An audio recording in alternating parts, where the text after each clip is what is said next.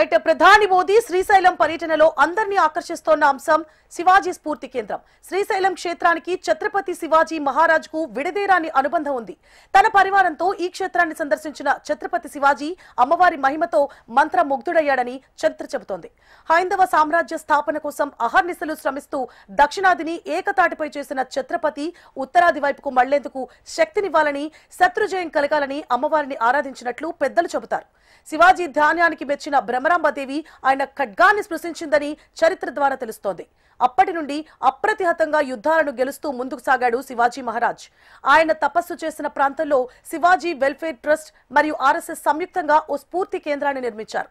శివాజీ మహారాజ్ ధ్యానం చేసుకున్న ప్రాంతంలో ధ్యాన మందిరాన్ని, ఆ పక్కనే ఆయన తన పరివారంతో నిర్వహించిన ప్రజా దర్బార్ను సామాన్యులకు సైతం అర్థమయ్యేలా స్ఫూర్తి కేంద్రాన్ని నిర్మించారు. ప్రస్తుతం ఈ శివాజీ స్ఫూర్తి కేంద్రాన్ని మరింత అభివృద్ధి చేయాలన్న ఆకాంక్షతో నిర్వాహకులు పనిచేస్తున్నారు. ఈ నేపథ్యంలో గతేడాది రాష్ట్రపతి ద్రౌపది ముర్ము అమ్మవారి, స్వామివారి ఆశీస్సుల తర్వాత శివాజీ స్ఫూర్తి కేంద్రంలో ధ్యానం నిర్వహించారు. ప్రస్తుతం నరేంద్ర మోదీ పరిస్థితి కూడా అదే రకంగా కొనసాగుతోంది. భ్రమరాంబ సమేత మల్లికార్జున స్వామివారి దర్శనం అనంతరం ధ్యాన మందిరంలో పూజలు నిర్వహించి కర్నూలుకు పయనం కానున్నారు.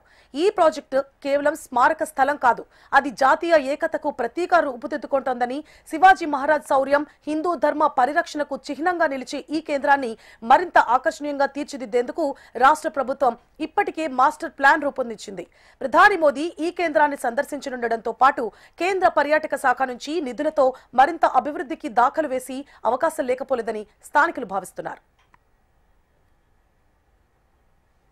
రైట్, ఇదే అంశానికి సంబంధించి మరిన్ని అప్డేట్స్ ని మా ప్రతినిధి హరికిషన్ లైవ్ లో అందించడానికి సిద్ధంగా ఉన్నారు. Harikishan. Thank you Suvarna and good morning. ప్రధానంగా రేపు ఉదయం దేశ ప్రధాని నరేంద్ర మోదీ ఉమ్మడి కర్నూలు జిల్లా పర్యటనకు వస్తున్నారు. ఈ నేపథ్యంలోనే అధికార యంత్రాంగం పూర్తిగా కూడా అప్రమత్తమైంది. ఆయన పర్యటనకు సంబంధించి ఏర్పాట్లన్నీ కూడా పూర్తిగా సిద్ధం చేసింది. ముఖ్యంగా ఉమ్మడి కర్నూలు జిల్లాలో ఆయన పర్యటించబోతున్నారు. ముందుగా ఢిల్లీ నుంచి నేరుగా కర్నూలు జిల్లాలోని ఓర్వకల్లు ఎయిర్పోర్టుకు ఆయన ప్రత్యేక విమానం ద్వారా చేరుకుంటారు. అక్కడి నుంచి కూడా ప్రత్యేక హెలికాప్టర్ ద్వారా ప్రముఖ మహాపుణ్యక్షేత్రం అష్టాదశ శక్తిపీఠం, ద్వాదశ జ్యోతిర్లింగం కలగలిసినటువంటి పుణ్యక్షేత్రం శ్రీశైలానికి వెళ్లనున్నారు. సున్నిపేటలో ఆయన హెలికాప్టర్ ల్యాండ్ కానున్నారు. అక్కడి నుంచి కూడా రోడ్డు మార్గం ద్వారా శ్రీశైలానికి వెళ్లనున్నారు. అక్కడ భ్రమరాంబ సమేత మల్లికార్జున స్వామి వారికి విశేష పూజలు, విశేష అభిషేకాలు, అలాగే అమ్మవారికి విశేష కుంకుమార్చన కూడా నిర్వహించుకోనున్నారు. దగ్గర ఆలయ ప్రాంతంలో, ఆలయ పరిసరాల్లో ఆయన 40 నిమిషాల పాటు ఆధ్యాత్మికంగా గడపనున్నారు. ఆ తర్వాత ఆలయ పరిసరాల్లో ఉన్నటువంటి శివాజీ స్ఫూర్తి కేంద్రం, ఏదైతే శివాజీ మహారాజ్ తన పరివారంతో శ్రీశైలానికి వెళ్ళి అమ్మవారిని, స్వామివారిని దర్శించుకున్న తర్వాత అమ్మవారి ఆజ్ఞ కోసం, అలాగే అమ్మవారి అనుగ్రహం కోసం తపస్సు చేసినటువంటి ప్రాంతము, ఆ ప్రాంతంలో శివాజీ మెమోరియల్ ట్రస్ట్ ఒక స్ఫూర్తి కేంద్రాన్ని కూడా నిర్మించడం జరిగింది. ఏదైతే శివాజీ మహారాజ్ తపస్సు చేసుకున్నటువంటి ప్రాంతంలో ఒక ధ్యాన మందిరాన్ని, అలాగే ఆయన పరివారంతో ఒక దర్బార్ నిర్వహించారు. ఆ ప్రాంతంలో దర్బార్ హాల్ని కూడా నిర్మించడం జరిగింది. ఎవరైతే శ్రీశైలానికి వెళ్ళినటువంటి ప్రతి భక్తులు కూడా శివాజీ స్ఫూర్తి కేంద్రాన్ని సందర్శించుకోవడం ఆనవాయితీగా వస్తుంది. సో ఈ నేపథ్యంలోనే గత ఏడాది రాష్ట్రపతి ద్రౌపది ముర్ము కూడా ఆమె ఇటు శివాజీ స్ఫూర్తి కేంద్రాన్ని, మల్లన్న, అలాగే భ్రమరాంబ సమేత మల్లికార్జున స్వామిని దర్శించుకున్న తర్వాత ఆమె స్ఫూర్తి కేంద్రాన్ని కూడా దర్శించారు. అనంతరం అక్కడ ధ్యానం కూడా నిర్వహించారు. సో ఇప్పుడు మళ్ళీ ప్రధాని శ్రీశైలానికి వెళ్తున్నటువంటి నేపథ్యంలో స్వామి అమ్మవారి దర్శనం అనంతరం కూడా ఇటు స్ఫూర్తి కేంద్రాన్ని దర్శించుకునేటువంటి పరిస్థితి ఉంది. అలాగే ధ్యానం కూడా చేసుకునేటువంటి పరిస్థితి కూడా లేకపోలేదు.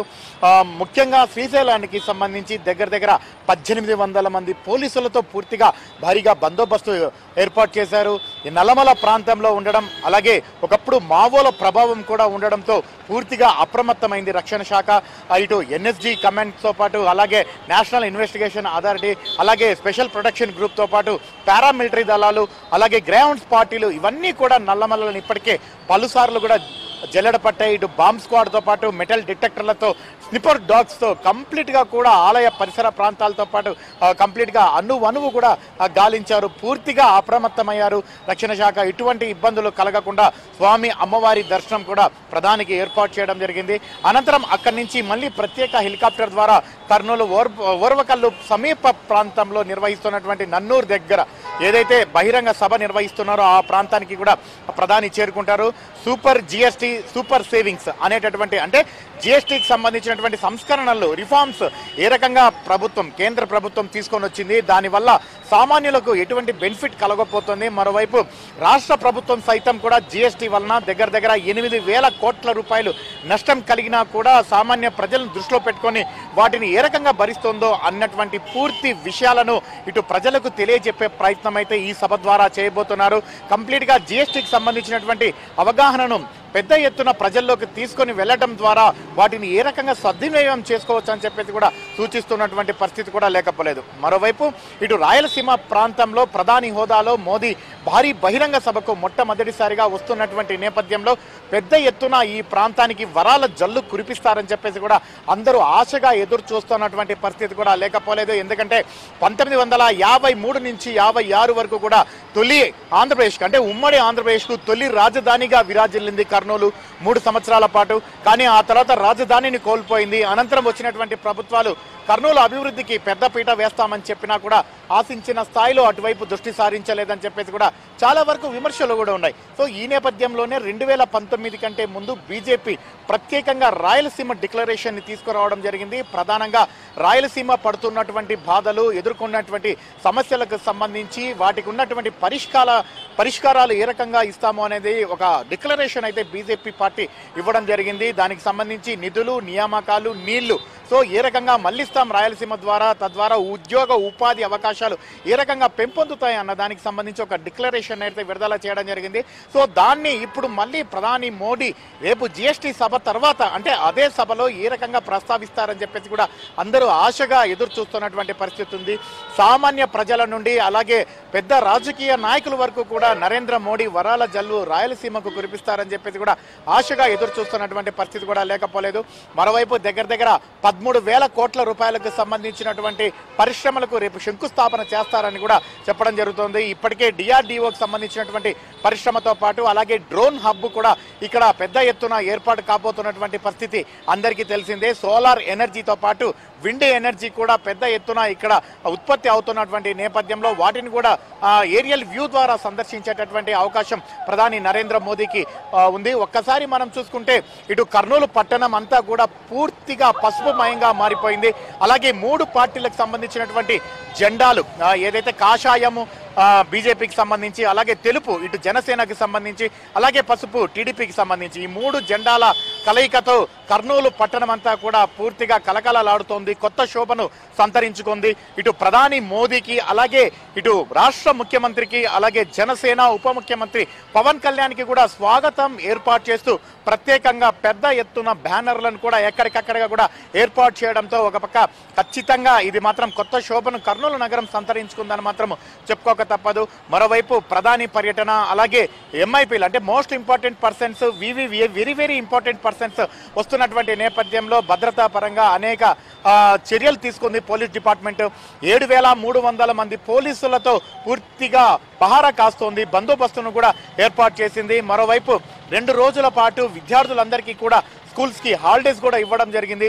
మరోవైపు రేపు ఉదయం నుంచి మోడీ పర్యటన అయిపోయేంత వరకు కంప్లీట్ గా కూడా నగరంలోకి వచ్చేటటువంటి, అంటే ప్రధానంగా మోడీకి సంబంధించినటువంటి సభ ఎక్కడ జరుగుతుందో ఆయా ప్రాంతాల్లో కూడా కంప్లీట్ గా ట్రాఫిక్ అనేది కంప్లీట్ గా డైవర్ట్ చేయడం జరిగింది. సుమారుగా 10-15 కిలోమీటర్ల మేర అంతా కూడా ట్రాఫిక్ ని మళ్లించడం జరిగింది. సో దీన్ని దృష్టిలో పెట్టుకుని ప్రతి ఒక్కరు కూడా సహకరించాలని చెప్పేసి కూడా పోలీస్ డిపార్ట్మెంట్ ఇప్పటికే విజ్ఞప్తులు చేస్తున్నటువంటి పరిస్థితి కూడా లేకపోలేదు. ఇటు శ్రీశైలానికి వస్తున్నటువంటి భక్తులందరికీ కూడా సూచిస్తున్నారు. నంద్యాల జిల్లా కలెక్టర్ రాజకుమారి అలాగే ఎస్పీ ఎవరైతే ఉన్నారో రేపంతా కూడా వీలైతే శ్రీశైలం పర్యటనను వాయిదా వేసుకోవాలి, లేదంటే మధ్యాహ్నం నుంచి మాత్రం శ్రీశైల క్షేత్రానికి తరలి రావాలని ఇటు భక్తులకు ఎవరైతే ఆన్లైన్లో బుక్ చేసుకునేటువంటి వారికి కూడా ఇటు విజ్ఞప్తులు చేస్తున్నటువంటి పరిస్థితి కూడా ఉంది.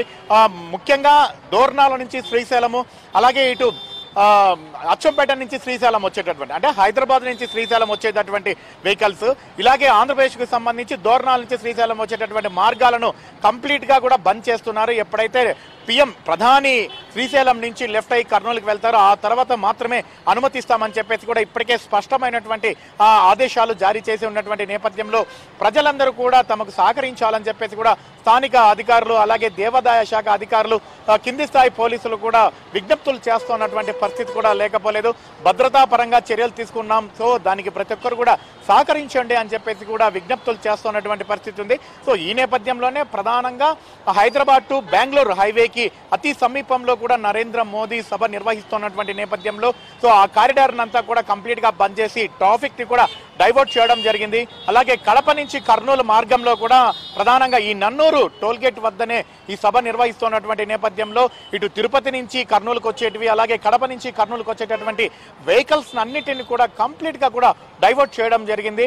రేపు ఉదయం నుంచి సాయంత్రం వరకు కూడా కంపల్సరీగా ఈ మళ్లింపులు అనేవి పూర్తిగా అమలు అవుతాయి. కాబట్టి ప్రతి ఒక్కరు కూడా ముందస్తుగా తెలుసుకొని సహకరించాలని చెప్పేసి కూడా సూచిస్తున్నటువంటి పరిస్థితి కూడా లేకపోలేదు. ఇప్పటికే అన్ని పార్టీలకు సంబంధించినటువంటి ముఖ్య నేతలు ఇటు కర్నూలు పట్టణానికి చేరుకున్నారు. గత వారం రోజుల నుంచి కూడా ఎడతెరిపి లేకుండా యుద్ధ ప్రాతిపదికన నిర్వహిస్తున్నటువంటి నరేంద్ర మోదీ సభను పర్యవేక్షిస్తున్నారు.